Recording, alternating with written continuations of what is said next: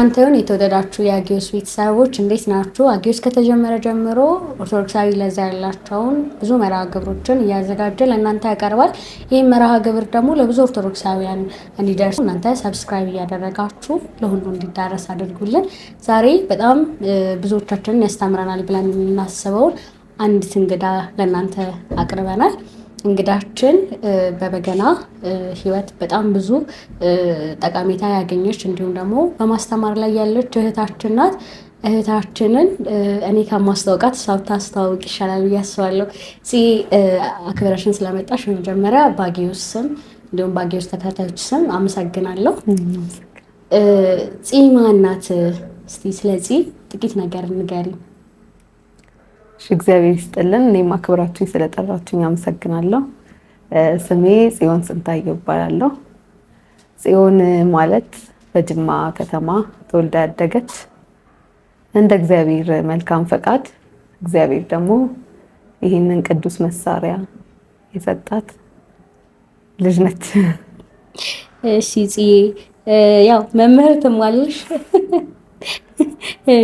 እህትነት ይበልጥብኛል ብዬ ነው። የብዙሃን መምህር ነሽ። መቼ ነው ከበገና ጋር የተዋወቅሽው? እንዴት ነው ወደ በገና ትምህርት የመጣሽው? መች ተማርሽ? እንግዲህ እኔ እንደ እግዚአብሔር ፍቃድ እድገቴ ሰንበት ትምህርት ቤት ነው። ጅማ ደብረ ሰላም ኢየሱስ ቤተክርስቲያን ሰንበት ትምህርት ቤት ነው ያደግኩት። 2006 ዓመተ ምህረት ላይ እንዳጋጣሚ በሰንበት ትምህርት ቤት በገና መጣና እዛ ነው የተማርኩት። መልካም። ምን አጋጣሚ አጋጥሞሽ ነው ወደ በገና ለመማር? ማለት ያው ብዙዎቻችን በገና ስንማር በተለያዩ ምክንያቶች ነው የምንማረው። አንዳንዶቻችን እንዲሁ ስላየ ነው ስለወደድ ነው የምንማር አለ። አንዳንዶቻችን ደግሞ በጣም በቃ ታርጌት ላይ አድርገን የምንማርበት ሁኔታዎች አሉ። ግን ወደ በገና ያመጣት ነገር ምንድን ነው? ምን አጋጣሚ ነው? እንደ አጋጣሚ ሆኖ በጅማ ከተማ ላይ የመጀመሪያ ባሽ ነው በገና የሚባለው ነገር ሲመጣ። ስለ እውነት ከሆነ ህፃን ነበርኩኝ፣ ልጅ ነበርኩኝ። እድሉም አልነበረንም ሶሻል ሚዲያ የማየት በገናን የማየት እድሉም አልነበረኝም እኔ በተለይና በሰንበት ትምህርት ቤት መጋቢ ስብሐት ናቸው በገናን ይዘው የመጡት የነበረውና ከዛን አየውኝ በገናውን አየውኝ መማር ሰንበት ትምህርት ቤቱ ትምህርት መስጠት ሊጀምር አሰበ ማለት ነው። እኔ ደግሞ ሰንበት ተማሪ ስለነበርኩ እድሉን አገኘኝና ተማርኩ። ቲኔጅ እንደነበርሽ ነግሽኛል። በጣም ትንሽ ልጅ እንደነበርሽ። ስንት ዓመትሽ ነበር ያኔ? ኦልሞስት ወደ 19 ዓመቴ ነበር። በገናን ከተማርሽ በኋላ ያው በህይወታችን ላይ ብዙ ነገር ይቀየራል አይደለ? በገናን ስናቅ በተለይ በገነኞች ነው ይሄን ስሜት ሊረዱት የሚችሉት። በገናን ከተማርሽ በኋላ የነበረሽ ህይወትና በገናን ከመማርሽ በፊት የነበረሽ ህይወት እስቲ በበገና ያገኘሽውን ጠቀሜታዎች በጣም መስዋዕት የምፈልገው ነገር ስለሆነ እንሰፋ አድርገሽ ብትነግሪኝ። እሺ፣ ያው እንግዲህ እኔ እድሜ ትልቅ ሊሆን ይችላል በሰዓቱና እኔ ግን በጣም ልጅ ነበርኩ። ብዙ ነገር አላቅም ነበር፣ ብዙ ነገር አላስተውልም ነበር። ያው ቤተክርስቲያን ፍቅር አለን፣ እንሄዳለን። ይሄ ማስተዋል የሚባለው ነገር አልነበረኝም እኔ በሰዓቱ ማለት ነው። ኮምፒውተር ሳይንስ ተማሪ ነበርኩኝ። የ3ኛ ዓመት ኮምፒውተር ሳይንስ ተማሪ ነበርኩኝ። ከዛን ክላስ እየገባው አስቸገርኩ፣ መማር አልቻልኩም። በገናውን እያሰብኩኝ ከዛን ተውኩት። የስንተኛ ዓመት ነበርሽ? 3ኛ ዓመት። ይሄ ማለት አይ ቲንክ 2 ዓመት አንድ ዓመት ይቀረው ነበር። በእኛ ጊዜ 4 ዓመት ነበረ ሬጉላር ላይ ማለት ነው። 4 ዓመት ደርሰሽ ግን ማቋረጥ ማለት ከራስሽ ራሱ አንፃር እና ከቤተሰብ መመረቅን ሁሉም ይጠበቃል። ቤተሰብ ማለት ተጽዕኖ አላመጣብሽም? ምናልባት አሁን ቤተሰቦቼም ዛሬ ይሆናል ማለት ይሄንን ነገር ሚስጥር አወጣሁ። አዎ፣ ግን በቃ አልቻልኩም። እውነት መማር አልቻልኩም። ገብቼ ግጥም ነው የምጽፈው፣ ማዜም ነው፣ ምንም መማር አልቻልኩም። ተውኩት። ከዛን ያው ባይወጣልኝም ፍቅሩ ባይወጣልኝም ግን ከሆነ ጊዜ በኋላ ተማርኩኝ። ግን አሁን 4 ዓመት ጠብቀውሽ አሁን ከ4 ዓመት በኋላ አልተመረቅሽም። እና ምን አይነት ኤቪደንስ ነው የምታቀርቢ? ማለት አሁን እኔ ከ4 ዓመት በኋላ ልጅ ተመርቃ ትመጣለሽ ብዬ ከ4 ዓመት በኋላ ሳትመረቂ ስትመጪ ምን አይነት ማስተዋወቂያ ነው የምትሰጪው? እኔ አጋጣሚ እዛው ጅማ ነበር ስማር ነበር። ስለዚህ ያዩኛል ስወጣ ስገባ ምናምን ስለሚያዩኝ አትሄጂም እንዴ ትምህርት ቤት ምናምን ሲሉኝ እሄዳለሁ ዛሬ ክላስ የለም ምናምን እያልኩኝ መጨረሻ ላይ በቃ እንዳቆምኩ ነገርኳት። በጣም ከባድ ነው ግን ማለት ይሄ የበገና ፍቅር ሁላችንም ላይ ይደር። አሜን። እስቲ ማስተማርስ እንዲጀመርሽ? እግዚአብሔር ይመስገን እኔ በብዙ ነገር በገና ላይ እድለኛ ነኝ ብዬ ነው የማስበው። እንዲህ ጥሬ የሚያገኘውት መሳሪያ አይደለም። ስለ እውነት ከሆነ ቅድም እንደነገርኩሽ ከአጀማመሩ አንስቶ በገና ቁስ እንደሆነ የማላቅ ሰው ነበርኩኝ። በቃ በገና የሚባል ነገር ምድር ላይ እንዳለ የሚገባኝ ሰውም አልነበርኩም፣ ማቀውም ነገር አልነበረምና አጋጣሚ ስማር እንግዲህ ጥሩ ተማሪ ነኝ መሰለኝ አላቅም፣ ብቻ የማስተማሩ እድል ነበረኝ። እየተማርኩ አስተምር ነበር። እኛ 2007 ላይ ተመረቅን። ከዛ በኋላ በቃ ትምህርት ቤት ማስተማር ጀመርኩኝ ማለት ነው። በዚሁ አንድ ላይ አድርጌ ልጠይቅሽ የምወደው ነገር ስትማሪ ገና በገናው ላይ ስትማሪ ማለት ነው ሁላችንም የምንፈተናቸው ፈተናዎች አሉ። በገና በራሱ ያው እንደ ሌላ ዜማ መሳሪያ ልበልህ ብትዩም የሚል ዜማ መሳሪያ ነው እና እስቲ የምታስታውሽ አንድ ሁለት አጋጣሚዎች ካሉ ስትማሪ ከበገና ጋር ያለ ነገር ካለ? አዎ አለ፣ እውነት ነው። በገና በተቻለ አቅም ልብን ንጹህ አድርጎ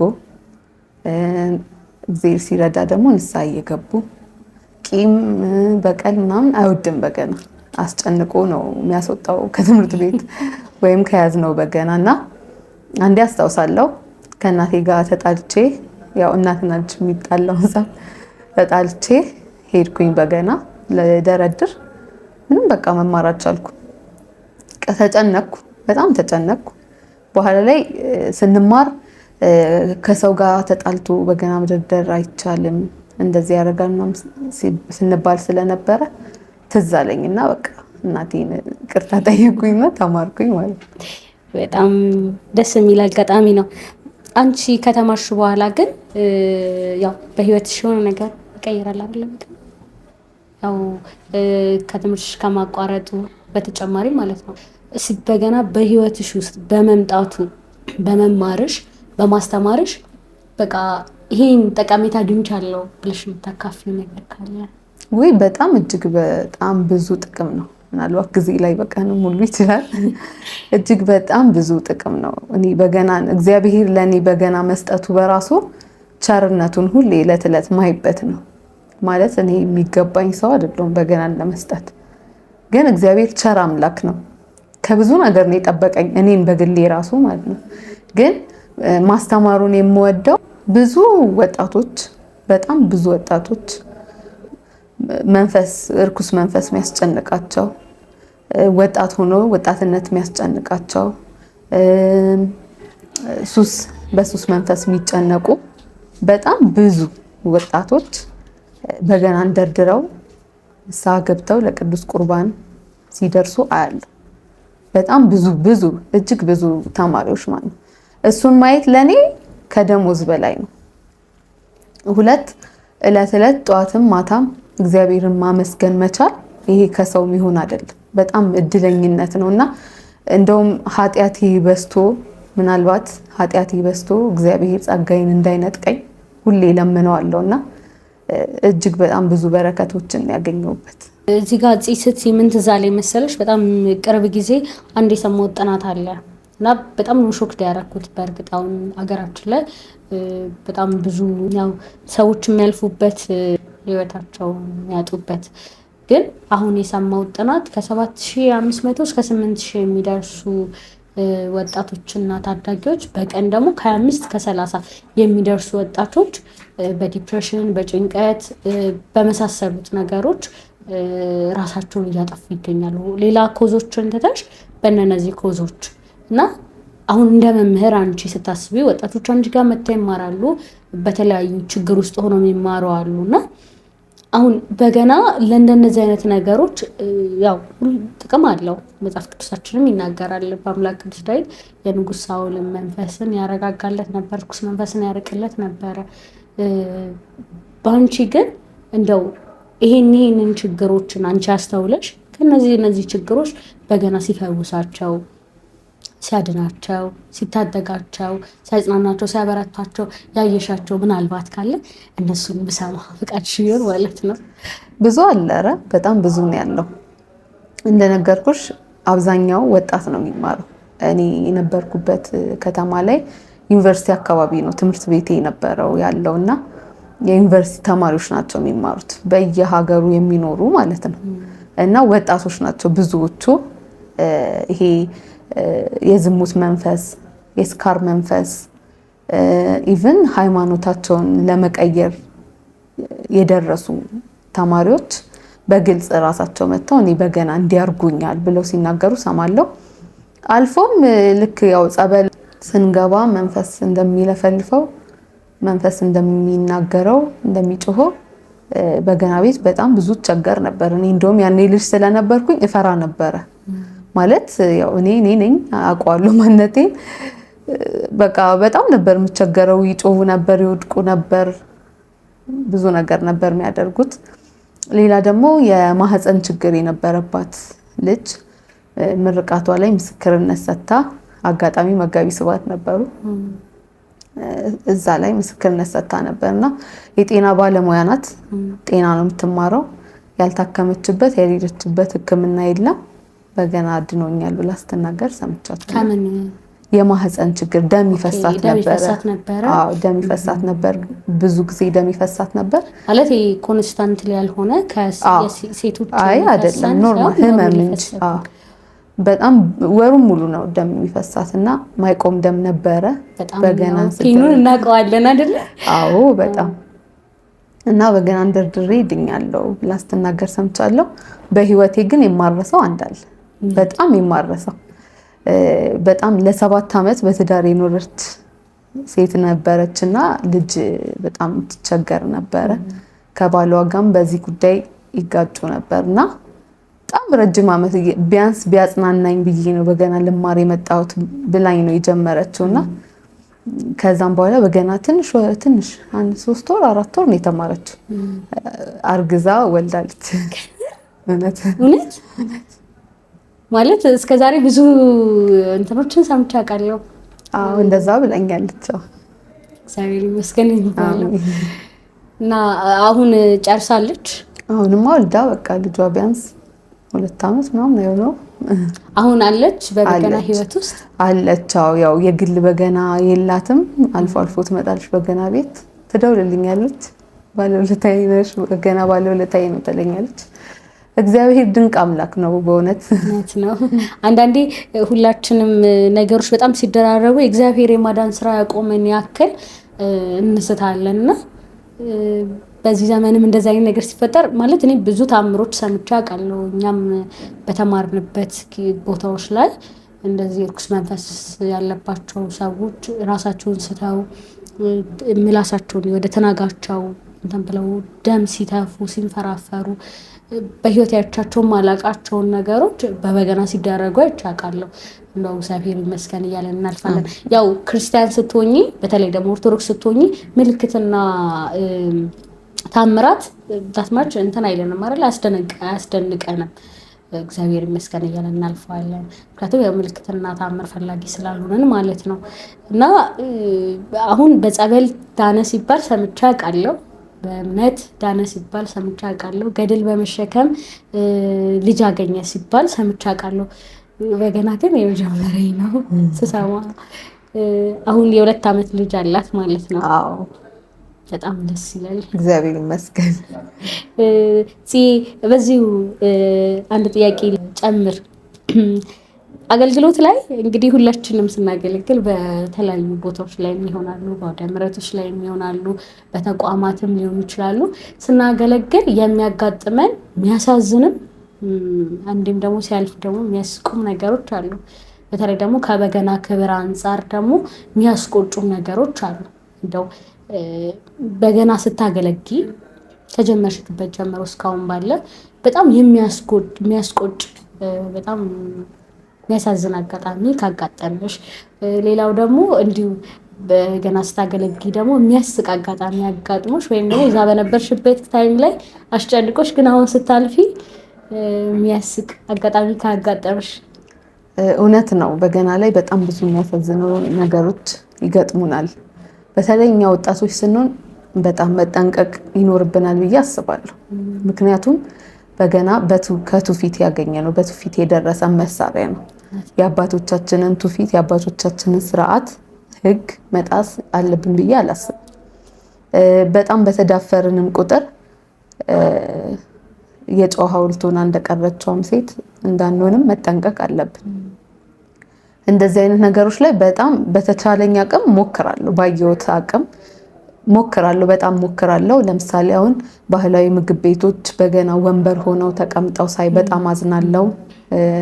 ቤተ እንዚራ የሚባል ቻናል አለ። እዛ ቻናል ላይ አንዴ በገና ጠጅ የሚል ተሰርቶ እንደዛ የሚል ተሰርቶ እግዚአብሔር ይስጠው ግን ባለማወቅ ነው አንስቶልናል። በገና ጠጅ የበገናውን ቅርጽ አንስቶልናል። የዳዊትን ምስለ ስዕል አንስቶልናል። እንዲህ አይነት ነገሮች ባለማወቅም በድፍረትም ሲደረጉ ሲታይ ያሳዝናልና የሁላችን ኃላፊነት ነው። ዛሬ እነ መጋቢ ስብሐት አለማዋጋ የቀደሙትም አባቶቻችን ይህን ነገር ባይሰጡን እኛ ይህን አናገኘውም ነበረ። ስለዚህ ያለንን ነገር ደግሞ ጠብቀን ለቀጣይ ትውልድ ደግሞ ማስተላለፍ የኛ ግዴታ ነው ማለት ነው።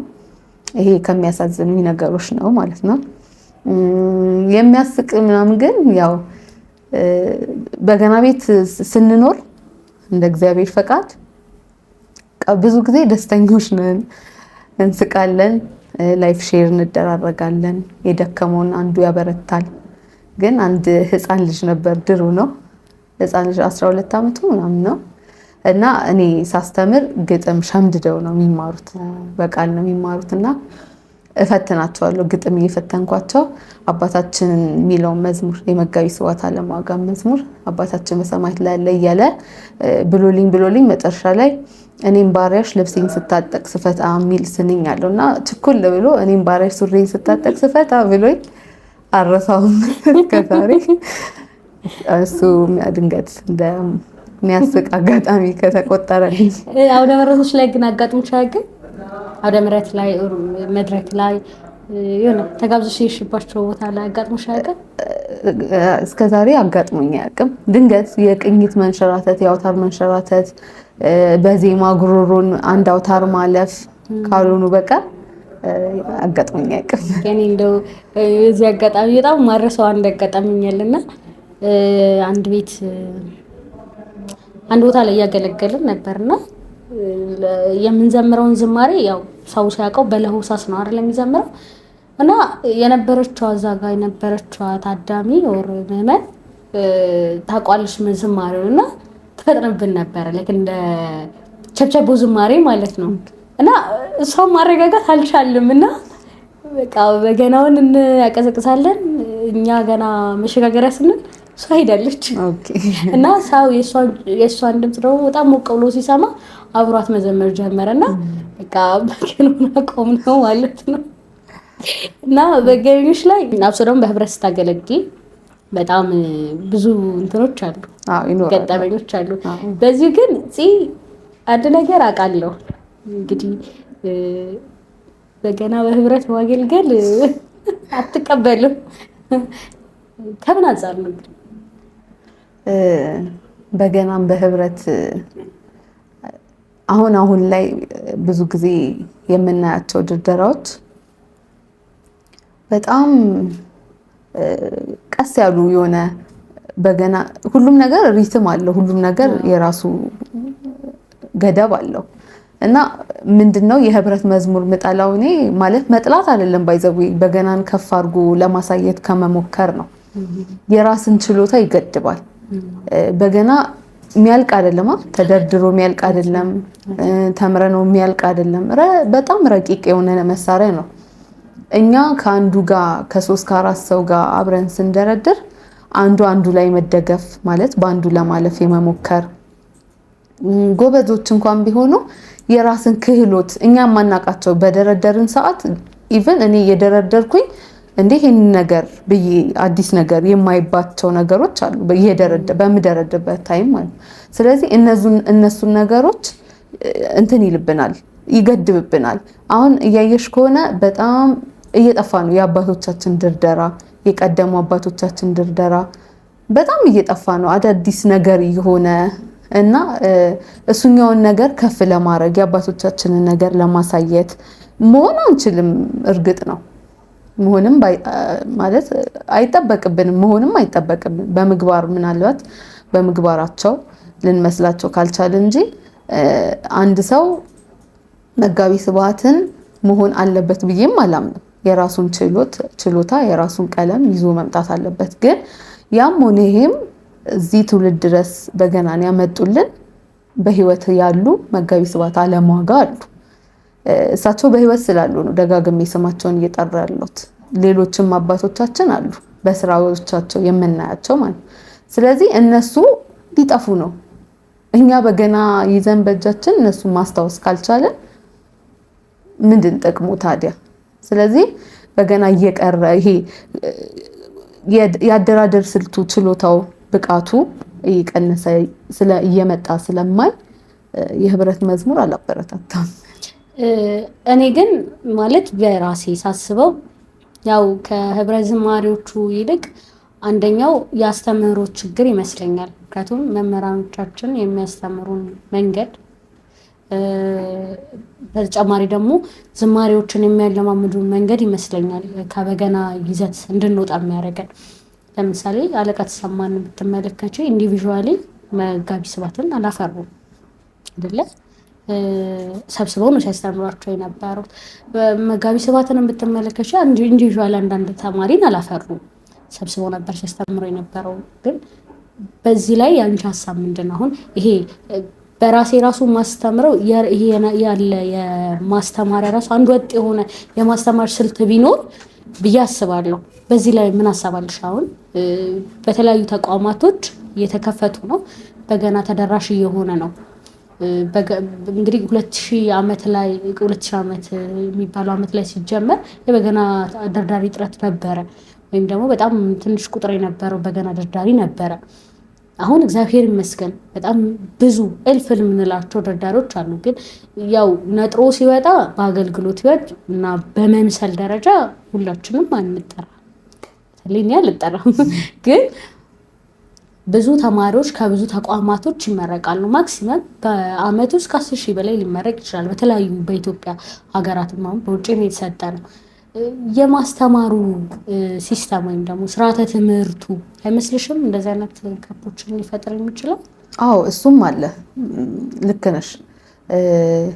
በገና ማስተማር ባይዘው በጣም ከባድ ነገር፣ በጣም የብዙ ተማሪዎችን ባህሪ ይዞ በዛ ላይ በገናን ታውቂዋለሽ በጣም ይፈትናል። ሁሉም ሰው ዝም ብሎ የዓለም ትምህርቱ እንደሚማረው የሚማረው ትምህርት አይደለም። በጣም ፈተና አለው። ሀብት ስለሆነ ማለት ነው። ከቅዱስ ዳዊት አንዱ ሀብት በገና ነውና ከዛ አንፃር አው ግን እኔ እኮ አስተምራለሁ፣ በህብረት አስተምራለሁ። ትምህርት ቤት ነው አይደል ማስተምረው፣ ተማሪዎች ናቸው የሚመጡት። ነገር ግን አንደኛ እኛ ለበገናው ምንድነን ነው ማለት በገናን ለማስተማር ስንሰለፍ አላማችን ምንድነው ነው። በጣም መምህራን ላይ እኔን ጨምሩ በጣም ጥያቄ አለብን። በጣም ትውልድ እንዳይወቅሰን መጠንቀቅ አለብን። ይቻላል፣ አንደኛ ይቻላል። ተማሪን ብቁ አድርጎ ማስተማር ይቻላል። የቀደሙትን የአባቶቻችን ድርደራ ማስተማር ይቻላል።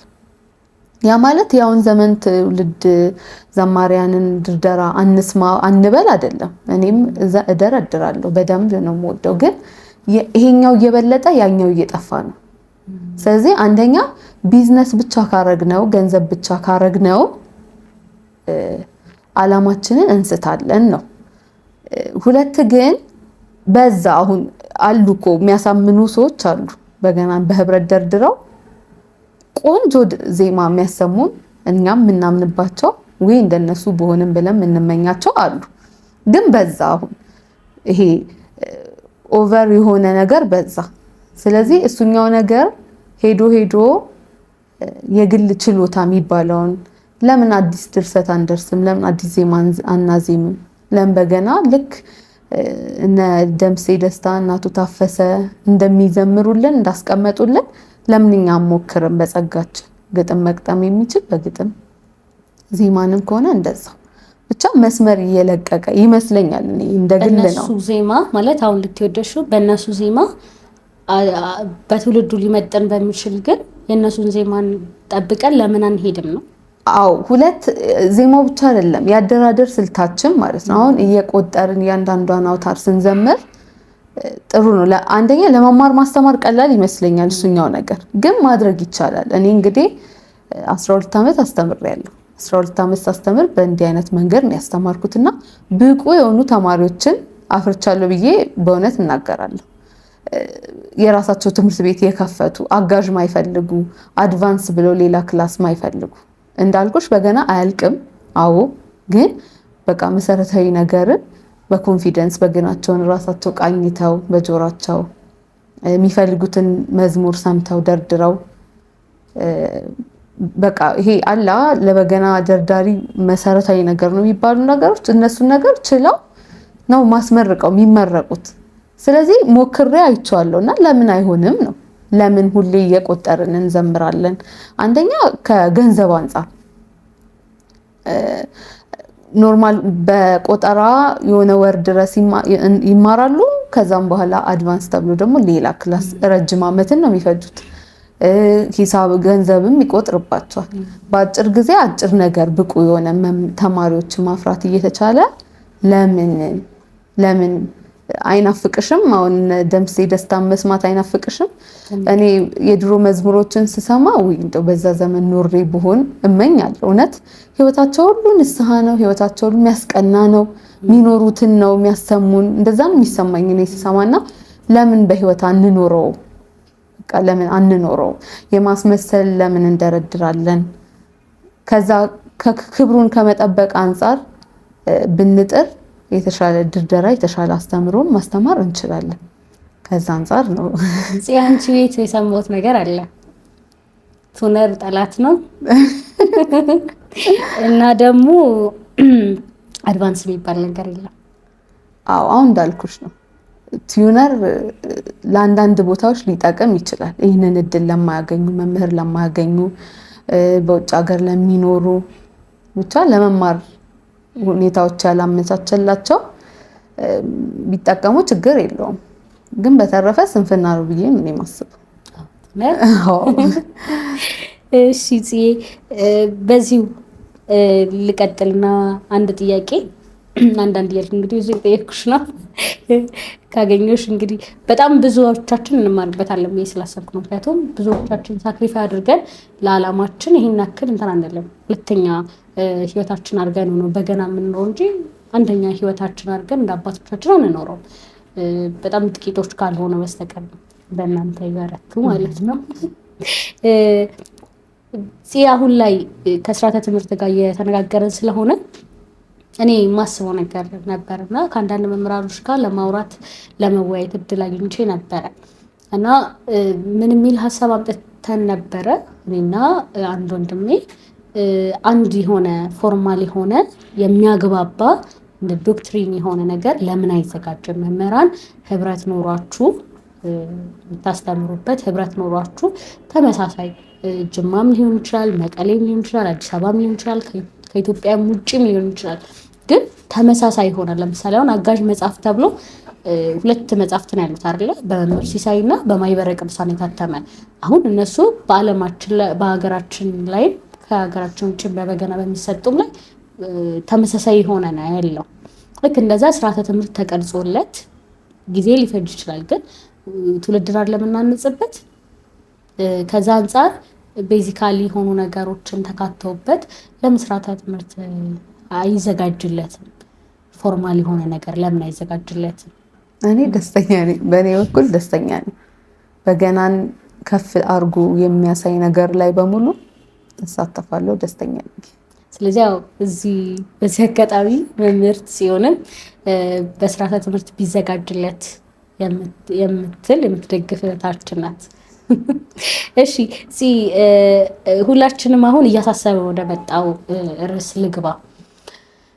በገናችንን አሁን በትክክለኛ ፎርማል ባልሆነ መንገድ የተጠቀሙ ያሉ እህቶቻችን አሉ፣ ወንድሞቻችን አሉ።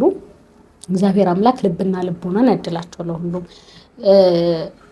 ከሙዚቃ መሳሪያዎች ጋር እየደባለቋቸው ያሉ አሉ። ከሌላም የዜማ መሳሪያዎች ጋር የተደባለቁበት ያሉበት ሁኔታዎች አሉ። በተጨማሪም ደግሞ በገና ትውፊቱንና የአዘማመር አውዱን ውጪ በሆነ የሌላ የዜማ መሳሪያ ዝማሬዎች እየተጨመሩ ይዘመበት ያለበት ሁኔታ ነው ያለው። ስለዚህ አሁን በመምህር ጽዮን ሀሳብ ከበገና ውጭ ያሉ ዝማሬዎች በበገና መዘመራቸው እንዴት ታየዋለሽ? ሁለተኛ ደግሞ ከሌላ የዜማ መሳሪያዎች ጋር ተደባልቆ ከክራር ከመሰንቆ ጋር ተደባልቆ ቢዘመርበት ችግር አለው ብለሽ ታስቢያለሽ? ከትውፊት አንጻር ማለት ነው። እሺ አሁንም እኔ ዞሬ አባቶቼ ጋር ነው የሚሄደው። እዚህ ያደረሱን እነሱ ናቸው። የእነሱን ነገር መልቀቅ አለብን ብዬ አላምንም፣ በየትኛውም መንገድ ማለት ነው። ከሌሎች መሳሪያዎች ጋር አንድ ላይ እናዚመው ብለን ብንፈቅድ ራሱ መሳሪያው አይፈቅድልንም። የመሳሪያው ንዝረት ከሌሎች መሳሪያዎች ጋር ይሄ ጥናት ተደርጓል። ምናልባት በዚህ ጉዳይ ላይ የሚያውቁ ሰዎች በደንብ ማብራሪያ መስጠት ይችላሉ። የበገናው ንዝረት እና የአንድ መሳሪያ ንዝረት እኩል እንኳን አይደለም ንዝረታቸው። ለዛም ይመስለኛል እስካሁንም የጠበቁት ማለት ነው። ሁለት በገና አሁን ለምሳሌ ከበሮ የቤተክርስቲያናችን ንዋየ ቅዱሳት ነው። ግን ከበሮ ሲመታ ወደድንም ጠላንም መንፈሳችን ደስ ቢለውም ስጋዊ ነገራችንም አብሮ ደስ ይለዋል። በገና ግን ሰውና እግዚአብሔርን የሚያገናኝ ነው። ንስሐ እንድትገቢ ራስሽ እንድታይ ምን አይነት ጎስቋላ ሰው ነኝ ብለሽ እንድታስቢ የተከፈለልሽን ነገር ዋጋ እንድታስቢ የሚያደርግ መሳሪያ ነው። ይሄ አገልግሎት የሚሰጥበትን መንገድ ይለያያል። ስለዚህ ሁለቱን አንድ ላይ ማድረግ አንደኛ ከየታየ ነው። አሁን እኛ እንደነገርኩሽ ነው የቀደሙ አባቶቻችን ኑሯቸው በጸሎት ነው። እኔ በቅርበት በጣም መጋቢ ስብሐትን አገኛቸዋለሁ። አባቴ ናቸው። ብዙ ነገር አወራቸዋለሁ። የሚኖሩት ጸሎት ነው። በቃ የሚኖሩት ህይወት እንግዲህ ከ12 ዓመት አሁን እስካሉበት እድሜ ድረስ በገና እየደረደሩ የኖሩ አባት ናቸው። ለዚህ ህይወታቸው ነው። በቃ የሚኖሩት እንዳለ በገናውን ነው። ጸሎት ነው። ወደ እግዚአብሔር የሚያደርስ ነው። ወደ ቅዱስ ቁርባን የሚያቀርብ ነው። ውስጥሽን የሚያሳይ መሳሪያ ነውና አብረን እናርገው ብንልም ይሆናል ብዬ አላስብም። ግን ሰምተሽ ታውቂያለሽ? አሉ አሁን የበገና መምህራን የሆኑ አሁን ከሌ ማለት አንችልም፣ ግን ሁላችንም እናውቃቸው አሉ ዝማሬዎች የተሰሩ አንድ ተቋምም አለ ለቤተክርስቲያናችን ዋልታ ብለን የምናስበው ትልቅ ተቋም አለ። እሱም አደባልቆ የሰራውን ዝማሬዎች ሰምተናል። እኔ እንኳን እስከማውቀው ከ4-5 በላይ ዝማሬዎች ሰምቻለሁ ተደባልቆ የተሰሩ።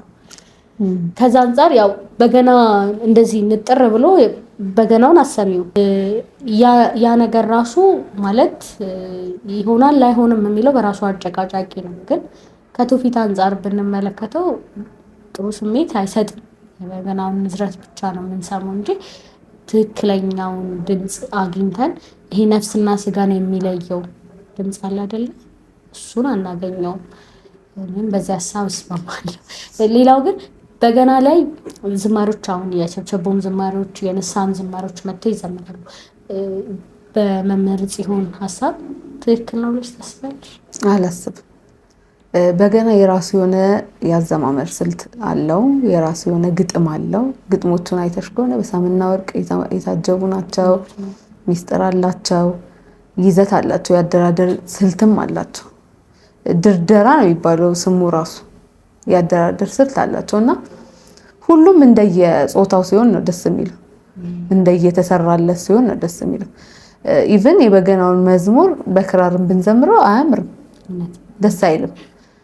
እና ብዙ ነገራችንም የሆነ ደፋር ባንሆን እኔ እመርጣለሁ። ማለት እኔ እፈራለሁ፣ እኔ በግሌ እፈራለሁ። የሆነ ጥሩ የሆነ ነገሮችን መሞከር መልካም ሆኖ ሳለ ግን አንደኛ ምንድነው የሚያስደስተን ነው። አሁን እኔ በገና ስደረድር ለምንድን ነው በገና የምደረድረው የሚለውን ነገር አውቀዋለሁ። ግን እዚህ ጋር አሁን የንስሐ ሆነው አንዳንዴ ንስሐዎቹ በራሱ ለበገና ቀረብ የሚሉ አሉ ዝማሬዎች ማለት ነው። አሁን እኔ በጣም ወደው የንስሐ ዘማሪ የሊቀ መዘምራን ኪነ ጥበብና የሊቀ መዘምራን ይልማል። ይህን ስል ሁሉንም ተላሉ ሳይሆን ሁላችንም ያደግንበት ስለሆነ የሊቀ መዘምራን ይልማን ስሰማ የእውነት ነው የምልሽ መጽሐፍ ቅዱስን ማነብ ነው የሚመስለኝ። ገድላትን ድርሳናትን የእውነት በቃ እንደዛ ፊል እያረኩ ነው። ያተራረክ ያዘማመሩ ያተራረክ ሁኔታው ማለት ነው። ሌላው የኪነ ጥበብንም ስንመለከት ተመሳሳይ ማለት ነው እና አሁን እንዴት ነው የሚመረጥ ነገር የለውም ነው በጽዮን ሀሳብ ሁሉም ዝማሬዎች ወደ በገና መምጣት የለባቸውም የሚል አቋም ነው ያለሽ? አሁን እኮ የምናደርጋቸውን ነገር ለምንድን ነው የምናደርጋቸው የሚለውን ነገር ማወቅ አለብን። ማለት ዶግማ አይደለም። አዎ። ስለዚህ ይሄ አንድ የንስሐ መዝሙር አምጥቼ በበገና ስዘምረው ለምንድን ነው የምዘምረው የሚለውን ማወቅ አለብኝ። እኔ መጋቢ ስብሐት አለማጋ እንደነገሩኝ እንዳስተማሩኝ ሌሎች በሌላ በንስሐ መዝሙር በሌሎች መሳሪያዎች የተሰሩትን ዝማሬዎች በገና ላይ መዘመር የለብንም ብለው ነው አስተምሮ ያሳደጉኝ ማለት ነው። ስለዚህ እኔም የእሳቸውን ፈለግ ተከታይ ነኝና ያንን ነው ማድረግ የምችለው ማለት ነው። ሁለተኛው ግን እኛ አንፈራም የሆነ ነገር ሲከፈትልን በጣም ነው የምንሄደው። አዎ ብዙ ነው የምንሄደው እና እንግዲህ እኔ እንጃ እኔ አላቅም። እንደኔ ግን ባይሆን ብዬ እመርጣለሁ። ከኔ የተሻሉ ሰዎች ጥያቄ ላድርግና ያው ሁላችንም የምንጠብቀው ነው ይህን ጥያቄ በደንብ ታብራሪልናለች ብዬ አስባለሁ። አንድ በገነኛው ምን ልትወስጂኝም ትችያለሽ እንደተማሪሽ ማለት ነው። አንድ በገነኛ በበገና ህይወቱ ምን መምሰል አለበት? በገና ከተመረቀ ሊሆን ይችላል። በበገና ከተመረቀ ወይም ቤዚካል የሚባለውን ከጨረሰ በኋላ ምን አይነት ህይወት መኖር አለበት? ምን አይነት መንፈሳዊ ህይወት ጋር መለማመድ አለበት? እሺ ይሄ በጣም ጥሩ ጥያቄ ነው። እኔ አሁን ብዙ ጊዜ ከህይወት ብዙ ነገር እማራለሁ ማለት ነው እና በማስተምርበትም ትምህርት ቤት እዚህም አዲስ አበባ ባለው ትምህርት ቤት ጅማም ባለው ትምህርት ቤት በሚገጥሙኝ ተማሪዎች ብዙ ነገር እማራለሁ ማለት ነው። ብዙ ጊዜ ኮሜንትም ሰማለሁ። ሱሪ የምትለብስ ሴት በገና አትንካ፣ ሻሽ ማታስር ሴት በገና አትንካ፣ ጥፍር ቀለም፣ ሌሎች ነገርም ማለት ነው። መሆን ያለበት እኔ ብዬ ማምነው አዎ በገና ልንነካ ሳይሆን ክርስቶስ የሚወደውን ህይወት በህይወታችን ነው መኖር ያለብን። አምላክ ነው ልብን ኩላሊትን የሚመረምር ነው። ልንሸውደው አንችልም። በገና ስነካ ጥፍሬን ቆርጬ ውጭ ላይ ጥፍሬን አሳድጌ ወይ ጥፍር ቀለም ተቀብቼ ብዬ ልሸውደው አልችልም። ሁለት ግን እኔ የሚገባኝ በገና ላይ በገና እንትን ነው መሰላል ነው፣ ሐኪም ነው፣ መሰላል ነው ከእግዚአብሔር የሚያደርስ ማለት ነው። እኔ ቅዱስ ከሆንኩኝ በገና ምን ያደርግልኛል? ኦልሞስት ቅዱስ ነኝ እኔ ምንም አያደርግልኝም በገናው። ቅድስናን ለማግኘት ነው በገናን ምደረድረው። የአባቴን የዳዊትን በረከት ሀብታት ለማግኘት ነው። ወደ ክርስቶስ ለመድረስ ነው። ወደ ቅዱስ ቁርባን ለመድረስ ነው በገና ምደረድረው። እና እኔ በህይወቴ ያጋጠሙኝ ነገሮች ተማሪዎቼ ላይ እራሱ በገናው ሼፓስ ይዟቸው መስመራት ይዟቸው በጣም ከብዙ ህይወት ሱሪም ብንል ሌሎች ነገሮችን ብንል በጣም መሰረታዊ የሆኑ ነገሮች ጭምር በገና ወደዛ ህይወት ወደ ቅዱስ ቁርባን ህይወት ሲያደርሳቸው ነው ማየው። እና ሱሪ የምትለብስ ሴት በገና አደርድር ብዬ እኔ አልመክርም። ግን በቃ እንደዛ ሆኖ ህይወቷ እንዲቀጥል ግን አልፈልግም። በገናውም አይፈቅድላትም በመሰረቱ። የሆነ ሰዓት ላይ በቃ ትቀየራለች፣ ወንዱም እንደዛው። ግን ከዚህ በላይ ካለባበስ በላይ በጣም ብዙ የሆኑ ነገሮች አሉ። በጣም ብዙ ቅዱሳንን መምሰል የምንችልባቸው መንገዶች ብዙ አሉ። ዛሬ ዘምረን ነገ ጨፍረን አምላክን ማሳዘን የለብንም ነው ዋናው መሰረቱ እንጂ በገናው ብቻ በራሱ ምንም ጥቅም የለውም። እኛ እንበልጣለን ከበገናው። እኛ የሥላሴ ፍጥረቶች እንበልጣለን። ስለዚህ እኛ እግዚአብሔር የሚወደውና እግዚአብሔር የሚፈቅደውን ነገር ነው በህይወታችን ማሰብና ማድረግ ያለብን። ሁልጊዜ በእርምጃችን ሁሉ እግዚአብሔር ይሄን ባረግ እግዚአብሔር ያዝንብኛል፣ እግዚአብሔር ይደሰትብኛል ብለን ነው ማሰብ ያለብን። ልክ አንድ ህፃን እናቴ ትቆጣኛለች ብሎ የሆነ ነገሮች እንደሚተው ሁሌ በህሊናችን መድኃኒዓለምን ስለን ነው መጓዝ ያለብን። ድንግል ማርያም ይሄን ባረግ አትወድም ብለን ነው መጓዝ ያለብን እና በገናው ራሱ ሼፕ አድርጎን ወደዛ መስመር ይወስደናል። ግን እኛ ዝግጁ መሆን አለብን። ሁሌ ቅዱስ ዳዊት እንዳለ የድፍረት ኃጢአት እንዳይገዛኝ ባሪያን ጠብቅ እንዳለ ኃጢአት በሰራን ቁጥር በወደቅን ቁጥር በቃ ኖርማል ነው ብለን እንዳንጓዝ እሱ ስሜት በልባችን እንዳይኖር መጠንቀቅ አለብን። በተረፈ እንወድቃለን፣ እንነሳለን። መንገድና ክርስትና የምታልቅ አይደለችም። ሄደን የሚያልቅ አይደለምና እየወደቅን እየተነሳን እየተማጸንን እግዚአብሔርን እየለመንን ቅዱሳንን እየለመንን ከምስጢራት እየተካፈልን እግዚአብሔር በፈቀደውና በወደደው መንገድ ደግሞ ሞት የሚባለው ነገር ሲመጣ እንጠቃለላለን። ያው እንግዲህ በክርስትናችን ሞት ወደ ህይወት የሚያመጣ መንገድ ነው እንጂ የነገሮች ማብቂያ አይደለም። ለበገነኛ ደግሞ ሞት ደግሞ ወደ ምስጋና መውሰጃ ነው አይደለ? ራዕይ ላይ ዮሐንስ ላይ እንደሚነግረን ለምስጋና ወደ ጌታችን ለመድኃኒታችን ኢየሱስ ክርስቶስ መንበር የሚያመጣ ነውና ገና ትልቅ መሳሪያ ነው። ግን ሳልጠይቅሽ ይሄንን ብላይ በጣም ነው የሚከፋኝ። አርያሽ ማን ነው?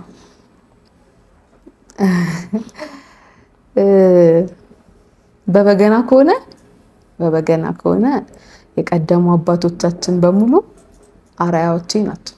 ማለት አሁን ያው ሁሉም አርአያ ይኖረዋል አይደለ? ስፔሲፊክሊ አሁን እንደሳቸው ህይወታቸውን ይገዛን አሉ አባቶቻችን እናቶቻችን። ይህን ስንል እያበላለጠን አይደለም፣ ግን ተምሳሌት የሚሆኑ እንደሚገሩ የሚያለማምዱ ማለት ነው። ህፃንም ስትሆኝ እኮ ከእናትሽ ከአባትሽ ጋር ዳዴ ብለሽ በህይወትሽ በገና ህይወትሽ ማንም ግን አርአያሽ? መልካም ልብ ያላቸው ሰዎች ሁሉ ወደ እግዚአብሔር ሊያደርሱኝ የሚችሉ ሰዎች ሁሉ ለእኔ አርአያዎቼ ናቸውና እዚህ ላይ ስማቸውን መጥቀስ አልችልም፣ ግን አሉ። እኔ በጣም ሰው ሁሉ የራሱ የሆነ የህይወት እንቆቅልሽ አለው። የሆነ የምናልፋቸው መንገዶች አሉ። እነዛም መንገዶች ወድቄ እንዳልቀር ዛሬ እዚህ ደረጃ ላይ እንድደርስ የረዱኝ መንፈሳዊም ስጋዬም እንዳይጎዳ እየጠበቁ እዚህ ያደረሱኝ ሰዎች አሉ። ያው ስማቸውን መናገር ስለማልችል ነው፣ ግን በአጠቃላይ ግን መልካም ልብ ያላቸው ሰዎች በቃ ሰው ጥሩ ደረጃ እንዲደርስ በቃ መልካም ይሆናል። እግዚአብሔር የሚወደው ልብ ያላቸው ሰዎች ሁሉ ለእኔ አርአያዎቼ ናቸው።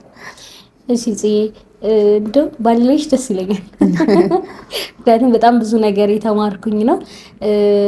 በጅማ ያለው ትምህርት ቤትሽ የሰጠነው አይደለ ትምህርት? አዲስ አበባ ደግሞ የት አካባቢ ነው ያለው?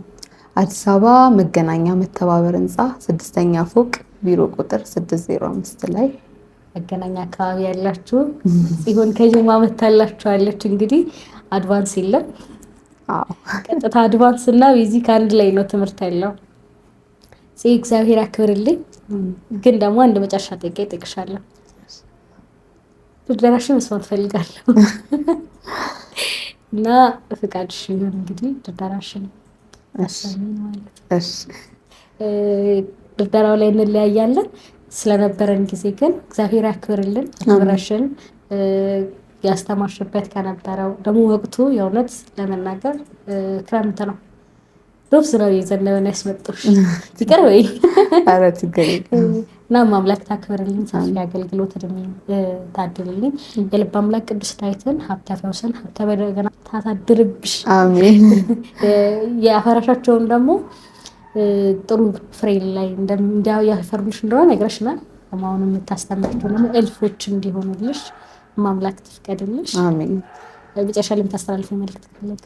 እሺ፣ እኔም እግዚአብሔር ያክብርልኝ። እዚህ ድረስ አክብረሽኝ ስለጠራሽኝ አመሰግናለሁ።